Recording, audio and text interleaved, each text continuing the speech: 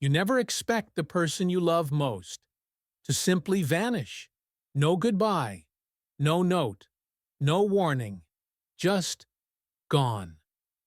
My name is Vanessa, and this is the story of how my husband's sudden disappearance led me to uncover the most devastating truth of my life. It was a Thursday night, nothing special.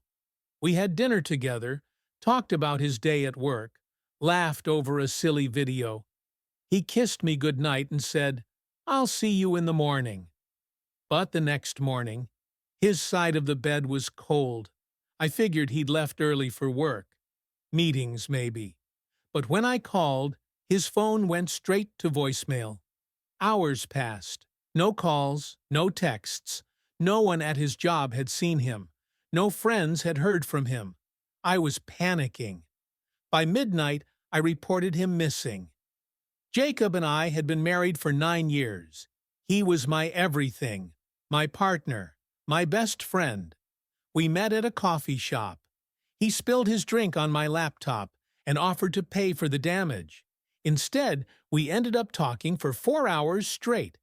He was magnetic, and when he loved you, it felt like the whole world slowed down just to make space for it. So, the idea of him running away? Unthinkable. 3 days passed, then a week.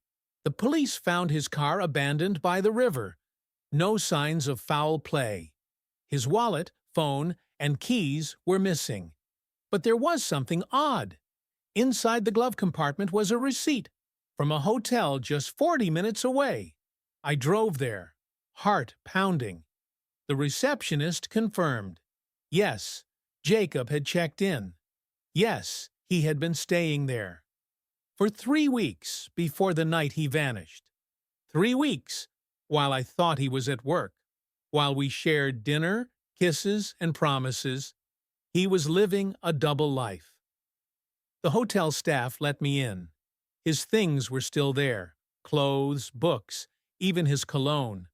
But what really broke me? The photograph on the nightstand. Jacob, with another woman. They were holding hands, smiling. He looked happy, free.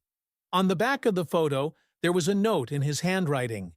With you, I feel like I can finally breathe again. I dropped the photo, fell to the floor, and screamed. I had to know who she was. A week later, I found her through the hotel's security footage. Her name was Melissa. She worked at a small antique shop in the next town over. I walked into that shop like a woman possessed, and when she saw me, her face went pale. She knew who I was. She admitted everything. They met at a book fair. He told her he was separated. He said I was toxic, controlling, manipulative. All lies. But she believed him. And worse, she fell in love with him. Here's where it gets darker. Melissa hadn't seen Jacob since the night he left the hotel. He had told her he was going to come clean to me, that he'd tell me the truth. But he never made it back. At first I thought maybe he got cold feet.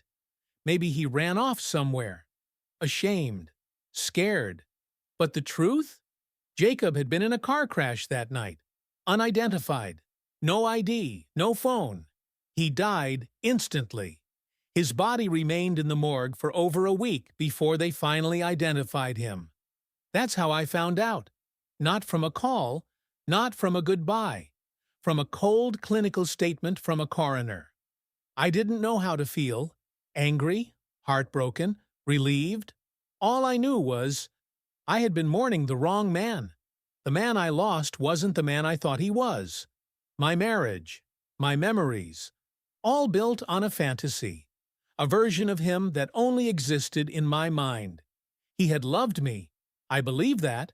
But he also lied, deceived, chose a path that shattered us all. It's been over a year. People ask me if I've forgiven him, if I miss him. The answer is complicated. I mourn who I thought he was. I grieve the future we should have had. But I also learned something important. The truth, no matter how painful, sets you free. And sometimes, the love that breaks you is the same love that teaches you who you really are.